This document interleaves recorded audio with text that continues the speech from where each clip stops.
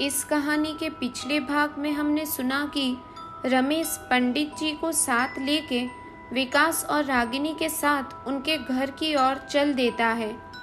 पंडित जी उनके घर पहुंचकर अपना अनुष्ठान शुरू कर देते हैं और उस घर में रह रही प्रेत आत्मा से संपर्क करके बातें करते हैं।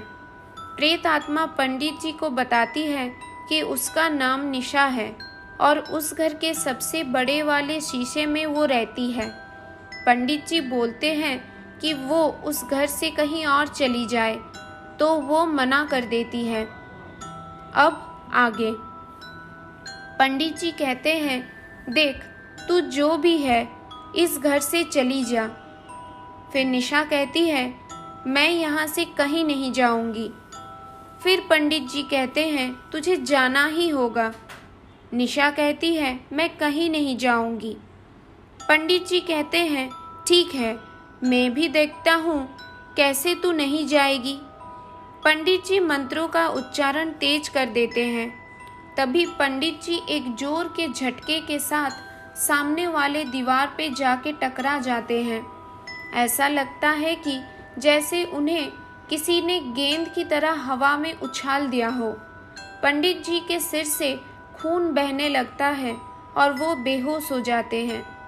यह देखकर तो जैसे विकास, रमेश और रागिनी के पांव तले जमीन ही खिसक गई हो। पूरे घर में चारों तरफ अचानक सन्नाटा छा जाता है। एक तरफ जहां रागिनी ऊपर से नीचे तक पूरी तरह सुन्न पड़ चुकी थी, तो वही दूसरी तरफ विकास और रमेश डर से थर-थर कांप रहे थे। तीनों के तीनों पसीने में डूब चुके थे। उन्हें समझ नहीं आ रहा था कि ये क्या हो रहा है। तभी रमेश हिम्मत करके पंडित जी की तरफ आगे बढ़ता है और उन्हें आवाज़ देता है, लेकिन पंडित जी की तरफ से कोई प्रतिक्रिया नहीं होती है। तभी रमेश कहता है, विकास, डरने से कुछ नहीं होगा, आके चेक कर पंडित जी ठीक तो है ना, कहीं इन्हें कुछ हो तो नहीं गया। विकास डरते हुए आगे बढ़ता है और कहता है, यार कुछ नहीं होगा, इन्हें उठाकर डाइनिंग रूम में ले चलो। रमेश कहता है, ठीक है, देख तो इनकी नब्ज चल रही है या नहीं। विकास उनका लफ्ज टटोलते हुए, हाँ चल तो रहा है। फिर दोनों उनको उठाकर डाइनिंग रूम में ले जाते हैं। बड़ी ही मुश्किल से पंडित जी होश में आते हैं। विकास फिर पंडित जी से कहता है, पंडित जी आप ठीक तो है ना। पंडित जी धीमी आवाज़ में कहते हैं, हाँ मैं ठीक हूँ, लेकिन अभी मुझे यहाँ से ले चलो। ये प्रेत आत्मा बहुत ही शक्तिशाली है और शायद मैं इसे यहाँ से नहीं निकाल पाऊँगा। विकास पंडित जी का पाँव पकड़ते हुए कहता है, प्लीज़ पंडित जी ऐसा मत कहिए, हमें तो सिर्फ आपका ही सहारा है।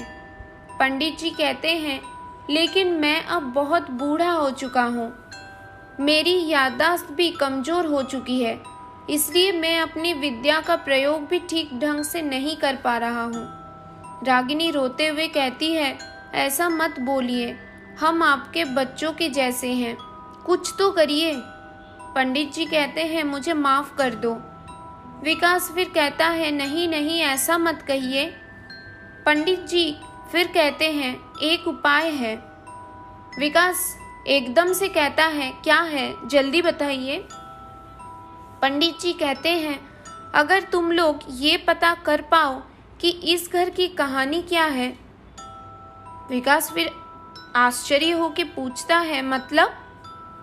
पंडित जी कहते हैं, मतलब कि ये घर तुमसे पहले किसका था और यहाँ ऐसा क्या हुआ था जिसकी वजह से ये प्रेत आत्मा ने इस घर को अपना निवास स्थान बना लिया है। विकास कहता है, पंडित जी ये घर तो हमने एक बिल्डर से लिया था, उसे क्या पता होगा। पंडित जी कहते हैं, एक बार पूछ के तो देखो, अगर तुम ये जानकारी लाने में सफल हो पाए तो शायद मैं तुम्हारी कुछ मदद कर पाऊंगा। विकास फिर कहता है, ठीक है। पंडित जी फिर से कहते हैं, बेटा एक गिलास पानी मिलेगा क्या। विकास कहता है, हाँ हाँ क्यों नहीं। रागिनी जरा पानी तो लाना। रागिनी किचन से पानी लाती है और तभी उसे लगता है कि उसके हाथों पे किसी ने जोर से मारा है। पानी का गिलास दूर जाके गिरता है और रागिनी चिल्लाने लगती है। विकास आवाज़ सुनकर रागिनी की ओर बढ़ता है और पकड़कर उसे चुप कराने लगता है। रागिनी बोलती है कि वो आत्मा यहीं पे है। विकास भी डर जाता है और रागिनी को बाहर लेके आ जाता है। पंडित जी को उनके घर पर छोड़कर रागिनी और विकास रमेश के घर आ जाते हैं।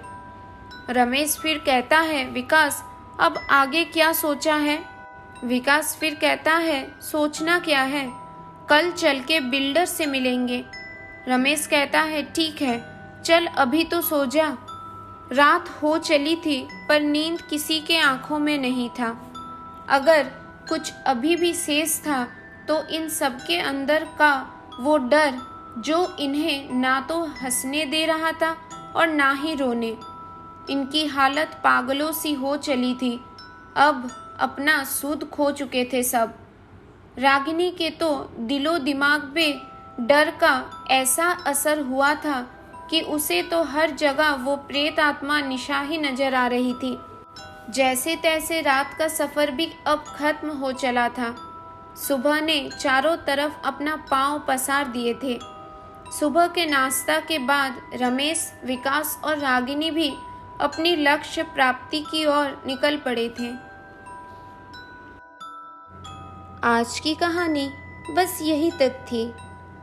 कहानी में आगे क्या हुआ जानने के लिए थोड़ा इंतज़ार करिए। कहानी का अगला भाग अगली वीडियो में है। तो दोस्तों, ये थी आज की कहानी। आज की कहानी आपको कैसी लगी कमेंट करके ज़रूर बताना। अगर अच्छी लगी हो तो अपने दोस्तों के साथ शेयर कर देना। ऐसे ही कुछ और कहानी सुनने के लिए हमारे चैनल को लाइक और सब्सक्राइब करना मत भूलना। और हाँ, नोटिफिकेशन बेल को ज़रूर दबाना ताकि सारी नई वीडियो की नोटिफिकेशन सबसे पहले आपको मिल सके। तब तक के लिए अलविदा दोस्तों।